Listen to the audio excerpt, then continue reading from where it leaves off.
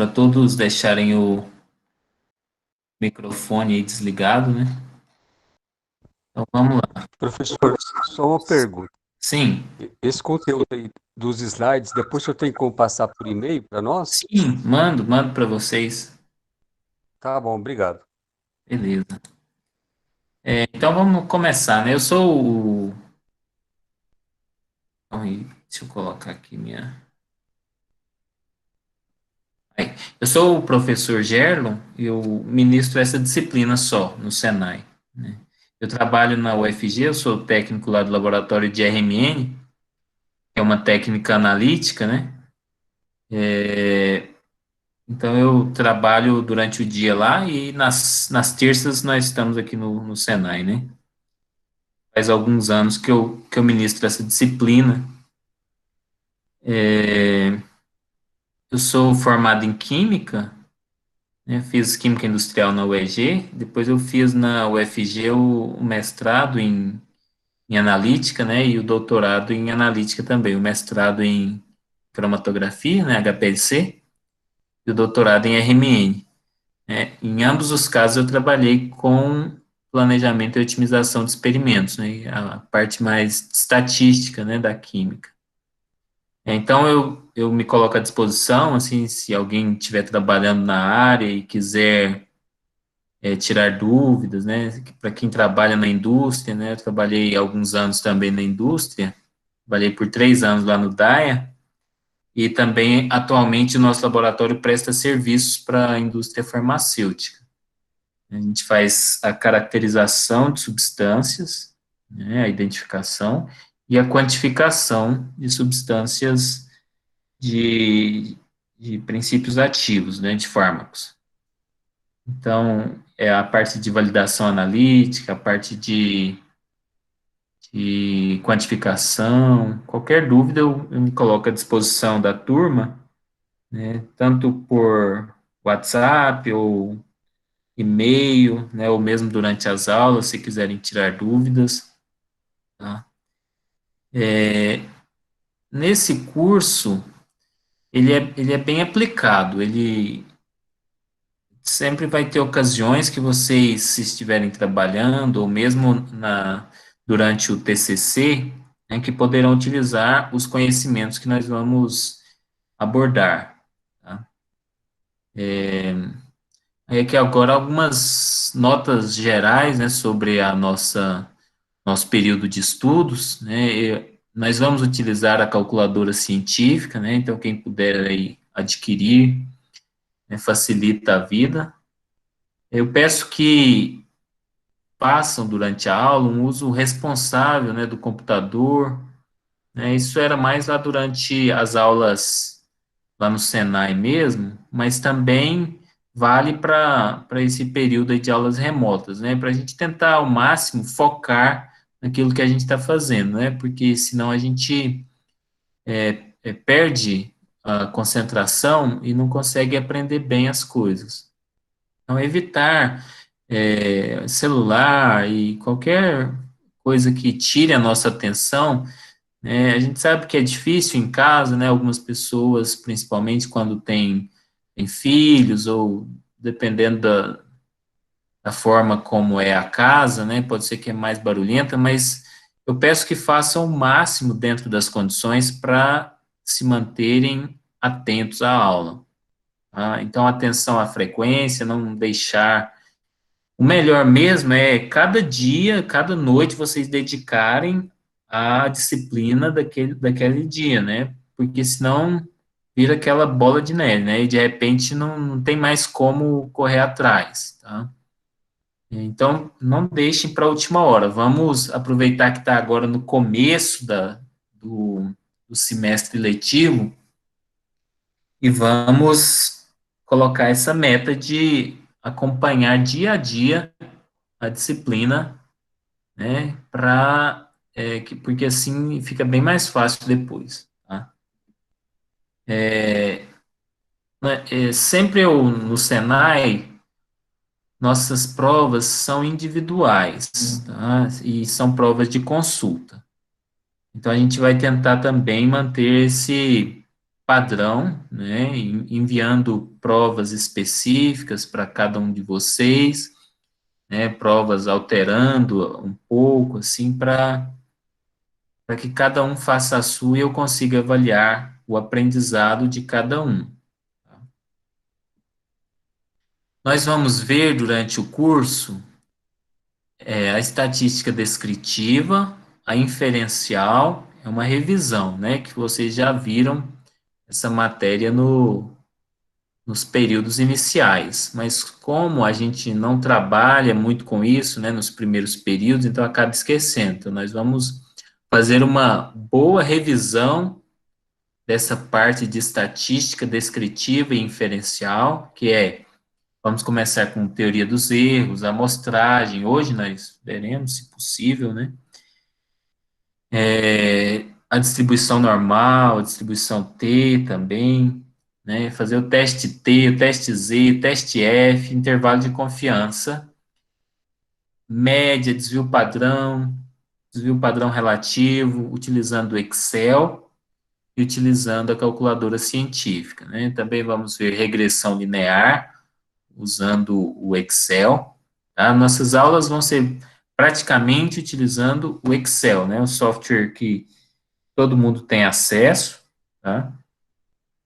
Vou até mandar para vocês uma promoção que está aí no Mercado Livre, o Windows mais Office por R$ 59.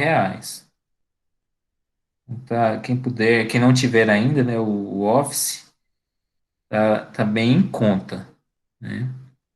Geralmente é 250, né, por aí. Agora tá com uma promoção boa, vou mandar aí quem tiver interesse. Ah, não, melhor, quem tiver interesse me manda um zap que eu encaminho aí, o link. Tá? E depois dessa revisão, nós vamos ter então a análise multivariada de dados, que é o planejamento fatorial, tá? E as superfícies de resposta. Hoje nós vamos explicar melhor sobre o que é isso, né? Então nós teremos duas VAs, né? Duas notas, né? A primeira nota é de estatística descritiva e a segunda nota da primeira VA é de teste de hipótese, né? Teste Z e teste T. A parte de revisão vai ser uma revisão bem aprofundada, que vai ser a nota da primeira VA. Tá? Eu costumo pedir trabalhos práticos, sempre no final da aula eu peço para enviarem, para fazerem uma listinha, algum trabalhozinho assim, e então isso compõe 30% da nota, e mais 70% que é a prova, né? Então teremos essas atividades, né, lá no portal, no portal educacional lá, sempre tem ocasião da gente deixar as atividades lá, né, e fóruns para vocês fazerem, e isso vai compor 30% da nossa nota, tá? E 70% é a prova, né? A prova é teórica e prática, né? Quer dizer, responder questões e a prática é no Excel, tá? Nós vamos ter uma revisão também do Excel, uma revisão não, né? Muita gente não teve ainda, não trabalhou com Excel, então nós vamos ensinar desde o começo a trabalhar com Excel, tá? E a segunda VA é também no mesmo esquema, né? 30% trabalhos práticos, 70% prova teórico-prática. Ou se alguém estiver trabalhando na indústria ou o trabalho de TCC puder envolver planejamento e otimização de experimentos, então pode essa pessoa substituir a sua prova por um trabalho de aplicação do conteúdo que nós vemos durante a aula, tá?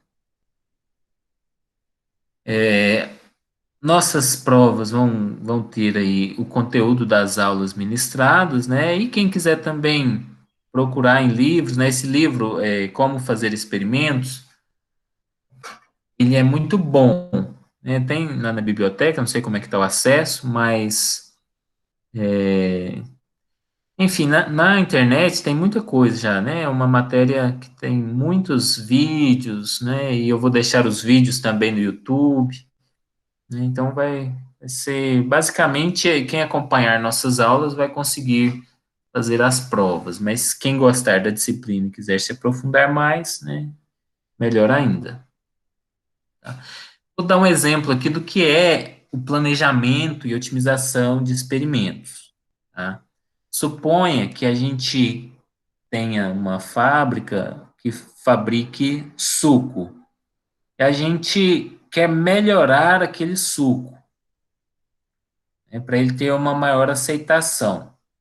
Então, a gente avalia algumas coisas no suco, a gente propõe algumas receitas diferentes de suco, né, por exemplo, mudando a acidez do suco, que é o pH, né, e mudando a quantidade de açúcar, né? Então a gente faz alguns sucos com diferentes receitas, oferece essas receitas, esses sucos para testadores, eles vão dar notas, e a partir daí a gente vai tentar estabelecer qual é a melhor receita. Isso é um trabalho de otimização, uma melhoria das condições para obter o nosso resultado almejado. Tá? Um outro caso, ó, a carne de porco que é guardada, estocada, quanto mais vermelha, mais ela é interessante para o consumidor. Então, podemos fazer um trabalho de otimização em que cor é a medida a ser otimizada, né, a vermelhidão, a intensidade da cor, e podemos alterar as condições de estocagem. Por exemplo, estocar a vácuo ou estocar com embalagem de um certo plástico ou de outro tipo de plástico, né? Ou estocar com embalagem mais clara ou mais escura, né? Enfim, a gente muda as condições experimentais e observa o efeito na vermelhidão, né? Que é a variável que a gente quer melhorar, otimizar. É, agora a gente já entra aqui numa parte mais introdutória do curso, né? Para a gente chegar na quimiometria, né? Que é praticamente uma disciplina que envolve o planejamento e otimização de experimentos. Tá? A estatística, durante muitos séculos, foi usada inconscientemente pelos povos com um caráter meramente descritivo e de registro de ocorrências. As primeiras atividades foram por volta do ano 2000 a.C. e foram usadas no recenseamento das populações agrícolas chinesas. Tá, é só um minuto. Sobre tudo isso que eu falei, alguém ficou com alguma dúvida ou queria colocar alguma coisa, algum questionamento? Tá tudo certo? Então, tranquilo. E aí, Jennifer, tudo certo? Jennifer Oliveira,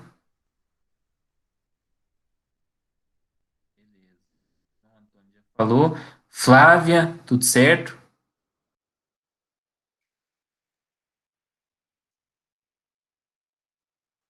Flávia, ok. Leicilene,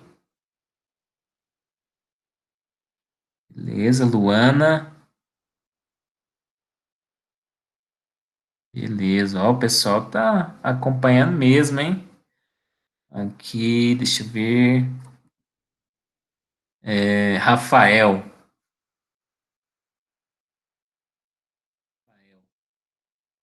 tá na escuta também. Aqui, eita.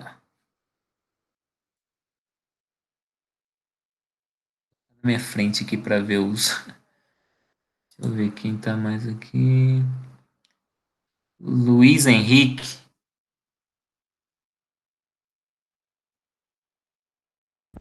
De boa, professor. Tá, Até agora tudo bem. ah, tá, beleza. Vanessa, tá acompanhando? Se tiver algum problema, vocês avisem, tá? A Vanessa deu ok. Aí avisa, pode avisar pelo WhatsApp ou então liga o microfone, né? Para eu saber, né? Às vezes, porque na hora que eu tô lá na tela, então eu não consigo ver mais nada, né? Não sei se é assim mesmo, mas então vamos ver se está faltando alguém. Acho que já falei todo mundo, né? Flávia. Flávia, tá tudo certo, Flávia? Ah, tá aqui, né? Já respondeu. Ah, então vamos tocar o barco, né? É, então, nenhuma dúvida aí não, né, pessoal? Com a forma de avaliação e... Vocês estão conseguindo entrar no sistema? Já conseguiram entrar? E eu testei ontem e não estava conseguindo acesso, não. Aquela É, plataforma de Senai educacional, né? isso. Aham. Não consegui acesso ontem, não. Tem que até ir lá no Senai para ver o que está acontecendo. É, é verdade. Então, dá uma olhada lá, tá? Quem não tiver conseguindo. Eu vi que tinha um acesso lá, né? Agora no começo da aula eu vi que tinha um acesso, se não me engano, foi a Flávia que entrou, né? A Leicilene conseguiu. Oi, deixa eu ver quem que entrou que eu vi. Não, acho que foi a Vanessa, né? Que conseguiu. Que eu vi lá que tinha uma pessoa que tinha entrado.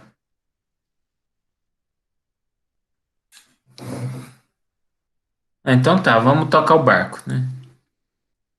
É, no início do século XIX, que foi o começo assim da estatística mesmo, né? Então teve essa época aí da pré-história que foi só para contagem e tal, né? Aí entraram os matemáticos, né, que já tinham as ferramentas matemáticas. O Laplace, o Gauss, aí no século XVIII, né? E aí, agora já mais bem recente, no começo do século XX, que teve o grande avanço da estatística, né? O Fisher e o Pearson, que são dois grandes nomes da estatística, né? Fisher usou os resultados que obteve na estatística como ferramentas para aplicação nos seus estudos de genética, sendo hoje considerado um dos maiores nomes da teoria da estatística e na estatística aplicada à biologia. Então, essa era a estatística, né? A parte mais ampla. A estatística é bem ampla, né? Tem o curso superior de estatística, né? Tem mestrado, doutorado. Nós vamos ver a quimiometria, que é um pedacinho da estatística. A estatística é um furacão e a quimiometria é um sopro, né? Um pedacinho da estatística é o que nós vamos ver na disciplina, tá? O que que é estatística? Deixa eu ver se eu, como é que é?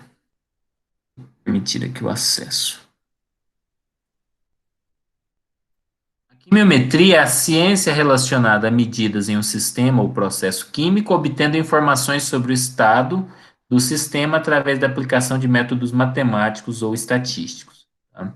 Então é isso, a quimiometria é o uso da estatística para dados químicos. Abrange o desenvolvimento e aplicação de diferentes métodos em dados de origem química.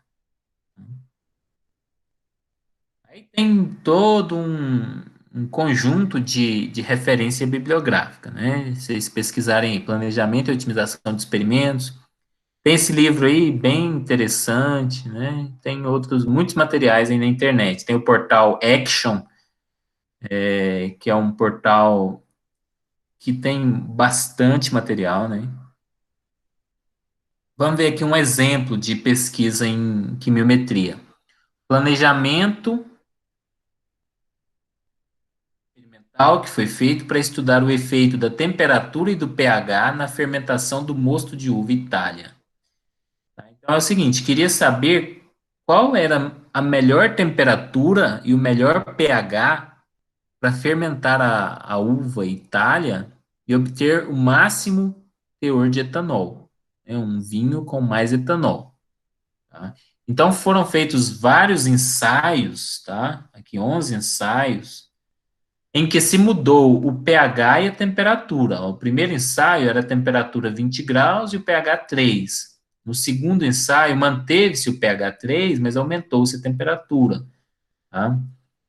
Aí aqui esse X1, X2 é só forma de representar a temperatura e o pH. Tá? A temperatura 20 ele chamou de -1, que é o nível menor.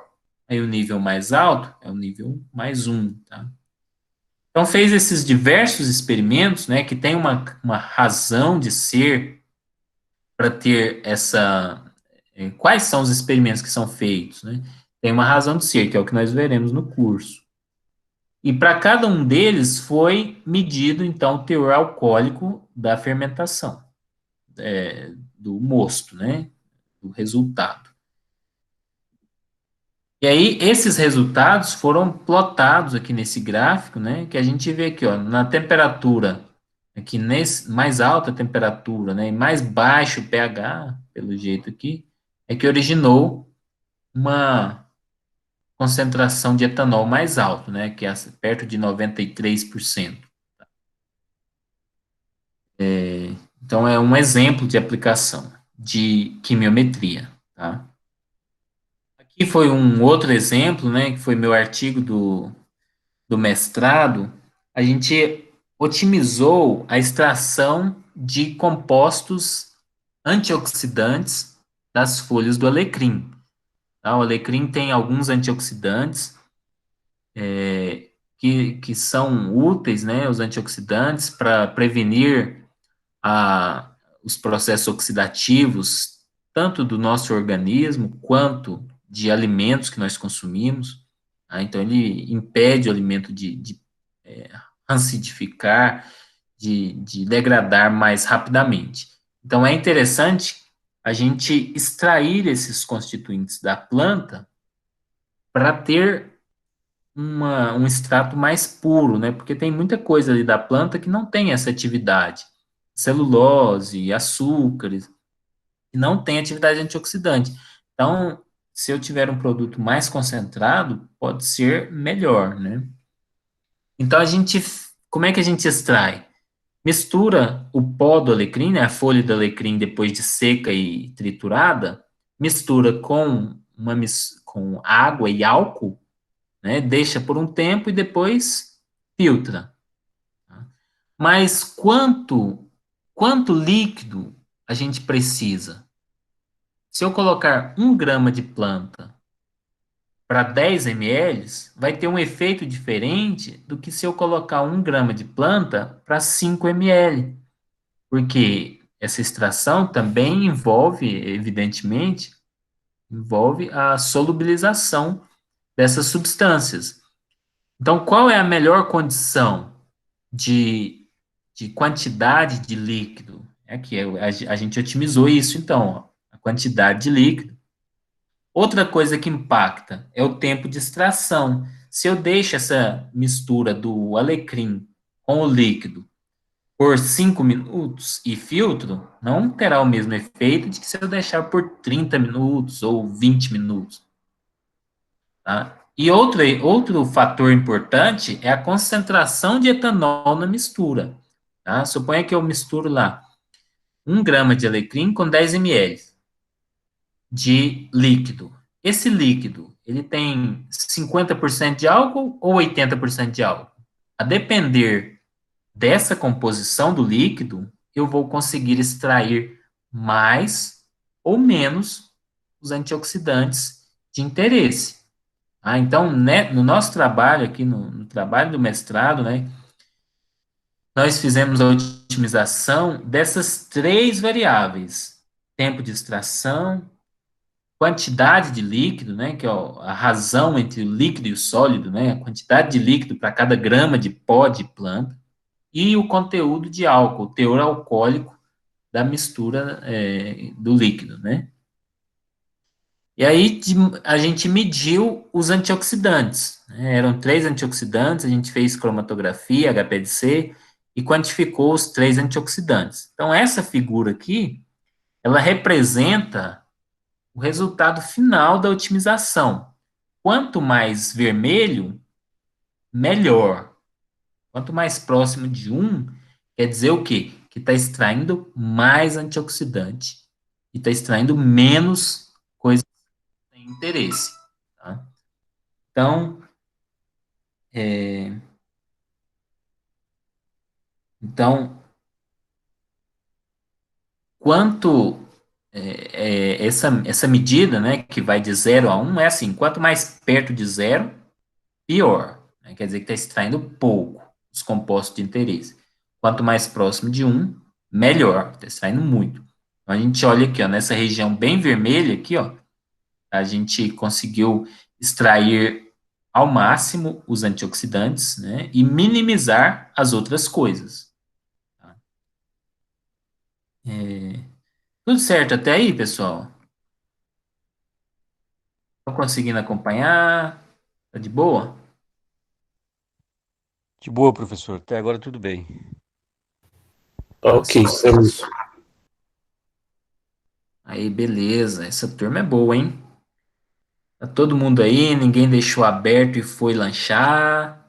Então tá, beleza. Então vamos seguir.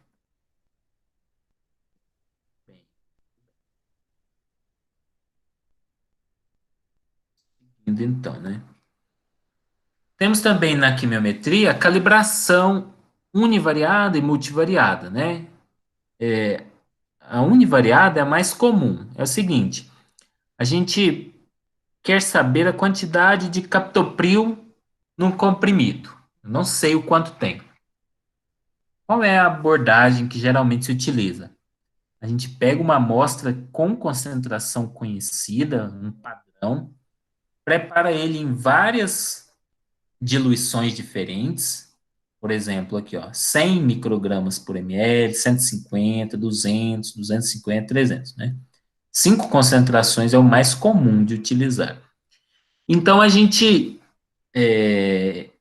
submete essas amostras a um método que responde de modo proporcional à concentração. Né? Pode ser aqui a espectrofotometria, é o mais simples. Né? Então, a gente coloca lá na cubeta uma solução dessas, né? Por exemplo, coloca lá a solução a 100 microgramas por ml, né? Concentração conhecida e tal, coloca na cubeta, leva lá no espectrofotômetro, lê, né? Desconta do branco, lê, aí dá aqui a leitura. A leitura deu aqui 0,26. Né? 0,267. É, aproximadamente isso aqui, né? Pelo meu olho biônico. Depois, a gente lê a segunda concentração, esse, o segundo preparo, a segunda solução, né? Aí deu aqui, ó, 0,36.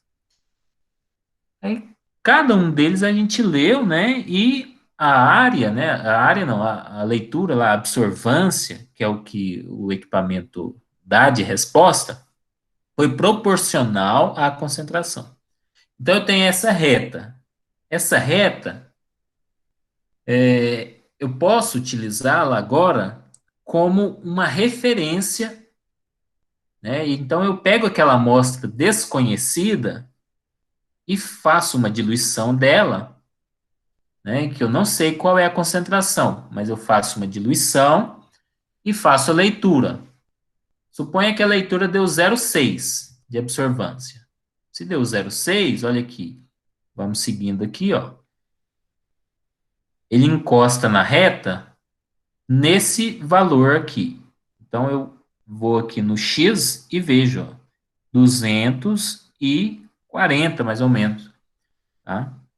Então, eu tinha uma solução de concentração desconhecida, mas eu obtive a leitura.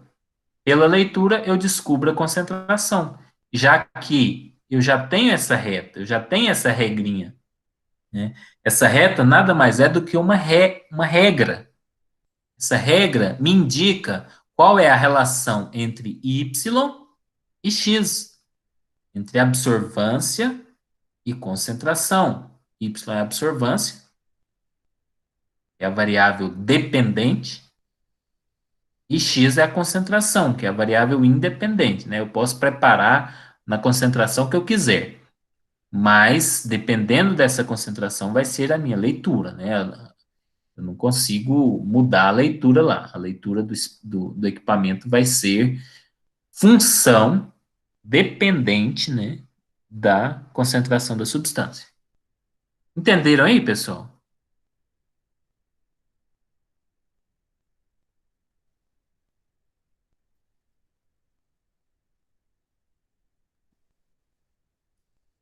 Beleza? Sim, professor, beleza. Então tá. Vocês estão já familiarizados com isso?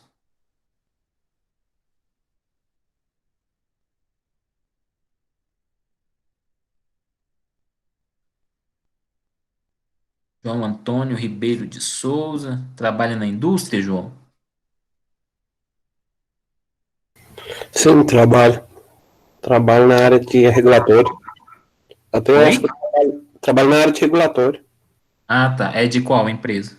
Geolab, Geolab? sim. Ah, você conhece a Mayuki? Mayuki Takahashi? Ela é mesma coisa de minha mãe, falar a verdade. Ela que me ensinou tudo que eu sei até hoje. Ah, Mayuki é muito gente boa. Eu trabalhei com ela na Farma Nostra, é muito gente boa mesmo. Amanhã você manda um abraço pra ela, então. Amanhã você chega pra ela e fala assim, ó, Mayuki Takahashi, né? E aí ela vai saber.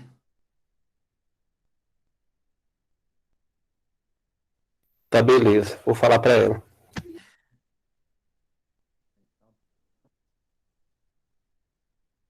Às vezes, o que que acontece?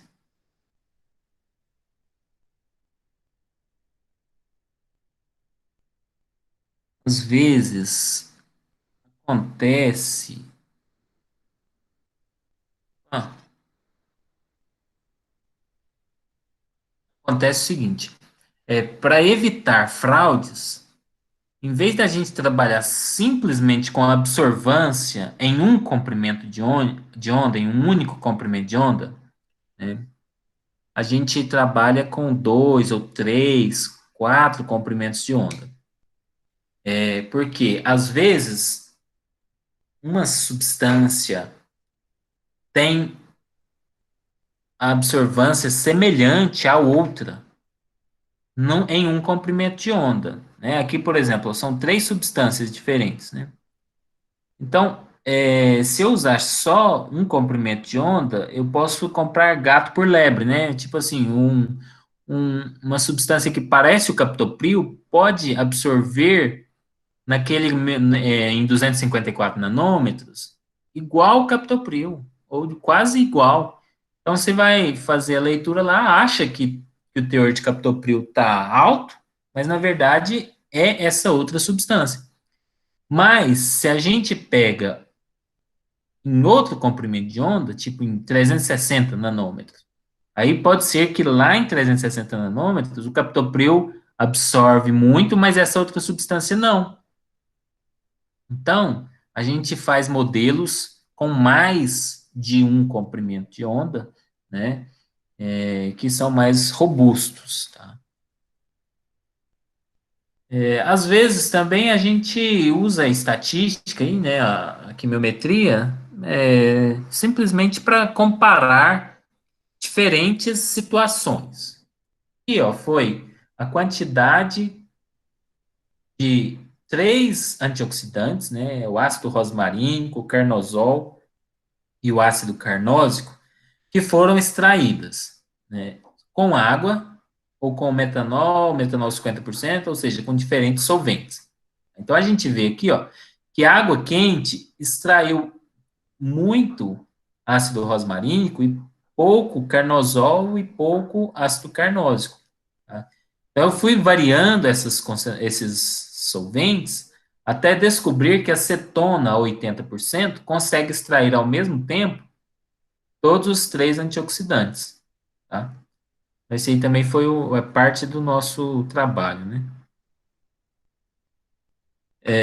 Uma outra aplicação comum da quimiometria e bem atual, é a análise exploratória.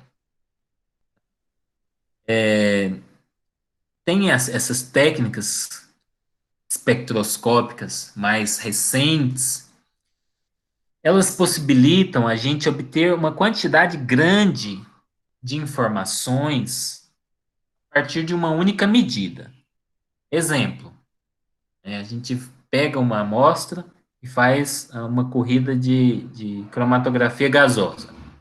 Aí vai ter lá um espectro com, em cada tempo de retenção, a gente pode ter picos diferentes. Então, no final das contas, o que a gente tem? A gente tem uma informação sobre a presença e mesmo a quantidade de compostos, de diversos compostos de uma mesma amostra. Qual é a utilidade disso? A utilidade é muito grande. Né? Vamos ver aí no caso atual aí do coronavírus, né? Os cientistas pesquisam os genes, né, o material genético de diversos indivíduos. E aí compara os indivíduos que têm efeito grave quando está com coronavírus, né, quando está com Covid-19, com os genes dos indivíduos que pegam Covid, mas não tem nenhum efeito praticamente. Né? Então, eles vão descobrir quais são esses genes que diferenciam os indivíduos com relação à suscetibilidade. Tá? Em alguns casos, isso pode ser feito por cromatografia. Né? No caso de COVID, como é mais complexo, tá? Então não seria fácil, né, determinar isso por técnicas espectroscópicas. Mas, por exemplo, o câncer de mama, ele pode ser diagnosticado mais precocemente, por quê? Porque ele altera o metabolismo das mulheres, elas começam a produzir alguma substância. Então, se a gente pega lá milhares de cromatogramas, né, e de alguns que tem, de alguns que são relacionados com as amostras de mulheres que têm câncer de mama e outros que não têm. Né? Então, o que acontece? A gente faz a quimiometria, a análise estatística desses espectros para descobrir quais são os picos que estão presentes só em um dos grupos, ou quais são os picos que são mais intensos, mais altos em um dos grupos. Então, a gente vai ter o quê? Um marcador químico para diagnosticar esse efeito biológico, né, para diagnosticar o câncer, tá? Aqui um outro exemplo, né, um professor lá da UFG fez esse trabalho. É o seguinte, pega água com diferentes pHs, né, água um pouco mais ácida, um pouco mais básica, mistura com o indicador químico, né, e aí, dependendo do pH, vai ter uma cor diferente, né? O indicador é para isso mesmo, né? Então, temos aqui diversas tonalidades, né? Ou diversas cores, e que a gente sabe que são devido ao pH diferente, né? Essas cores diferem por causa do pH. Então, a foto, ela pode ser decomposta em uma matriz matemática, em um vetor, né? Ela pode ser decomposta em números, a foto. Então, a gente, o que faz? Associa esses números com o pH, de modo que depois você pode pegar uma água, mistura com o indicador e tira a foto, e você consegue prever qual é o pH. Tá? Deixa eu ver aqui se tem alguém querendo entrar. Senai, permitir. Tá aí. Então, essa seria mais uma aplicação, né? A gente associar uma coisa com a outra, né? Associa a foto com o pH, tá? E cria um modelo. É semelhante à espectrofotometria, né? Lá, o que que a gente associa? A absorção, absorvância com a concentração. Aqui foi um trabalho lá do nosso laboratório, né? Do laboratório de RMN. Nós temos aqui, parece um cromatograma, mas na verdade é um espectro de RMN. Então, o que que eles fizeram lá? Eles compararam os espectros de amostras de feijão transgênico com feijão convencional, né? E descobriram que fizeram o tratamento estatístico, quimiométrico, e descobriram que o feijão transgênico tem uma maior quantidade dessas substâncias, né? Os flavonoides aqui, tá? Então é isso, né? Uma aplicação também. Tá? Depois aqui temos o gráfico já, um gráfico de quimiometria, né, que a gente vê mais facilmente o evento da transgenia, né? Aqui as amostras transgênicas nesse grupo e as amostras convencionais nesse outro grupo. Tá? Para que serve isso? Primeiro, para ver se tem a diferença, né? Porque é interessante saber se tem diferença. E depois, para fazer previsões. A gente pega um feijão lá que é vendido como convencional, mas a gente não é obrigado a confiar no produtor, né? Então, a gente faz a análise, né? Faz o espectro, obtém o espectro, faz o tratamento, e esse tratamento quimiométrico, ele vai fazer com que essa amostra, ela se torne aqui um ponto aqui nesse gráfico. Se esse ponto estiver aqui perto desse grupo, é indicativo de que é uma amostra convencional. Se esse ponto estiver nesse outro grupo, é indicativo que é um transgênico. Esse foi meu trabalho de doutorado, né? É o pinheiro do Paraná, também conhecida como araucária. É uma árvore muito comum na região sul, né, utilizada lá na gastronomia e uma importância cultural muito forte lá. Essa árvore é dioica, quer dizer, tem o indivíduo macho e tem o indivíduo fêmea. Tá? O macho não produz a pinha, o pinhão, que é usado lá na gastronomia, mas ele produz a flor, né, que poliniza a pinha. Então, a gente poderia ter um macho, uma planta macho, polinizando 10 fêmeas, e teria um rendimento muito maior de pinhão, né? A árvore seria mais interessante agronomicamente. Tá? Mas até hoje não tem como a gente plantar 10 fêmeas para um macho, porque a muda, né, o pinhão e a muda são iguais, não tem diferença visual. Então, seria interessante se a gente já conseguisse diferenciar a árvore macho da fêmea em estágios mais precoces, porque aí você já poderia plantar a mudinha sabendo se era macho ou fêmea, até mesmo para paisagismo, né? Uma pessoa que vai plantar na sua casa só duas árvores no seu jardim, é muito melhor que tenha um macho e uma fêmea, porque vai ter o pinhão, né?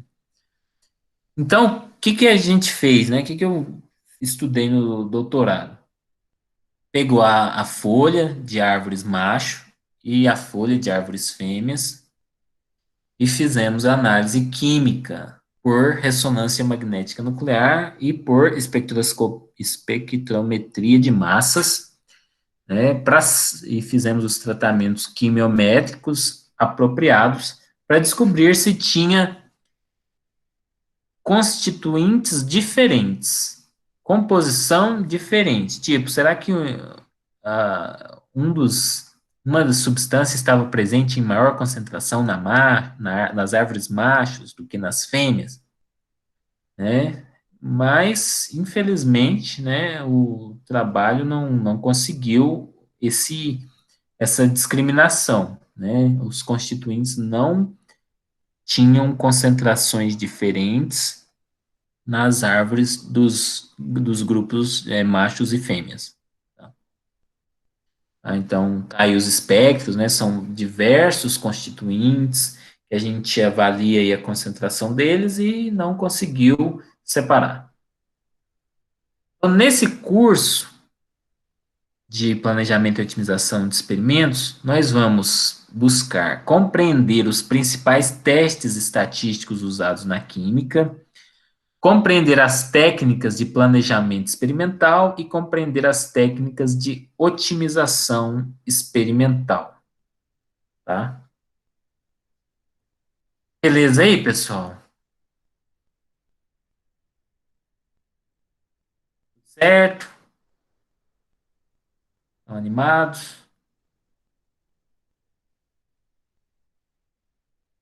Podem abrir o microfone aí, qualquer coisa aí, dá o alô.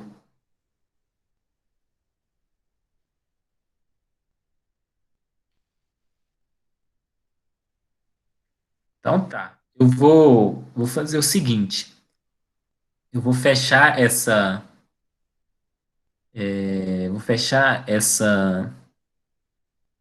apresentação, né? Nós vamos ter aí uns 15 minutos aí de intervalo para a gente beber uma água, né? E também para salvar o vídeo. E depois eu mando outro link aí no WhatsApp, beleza?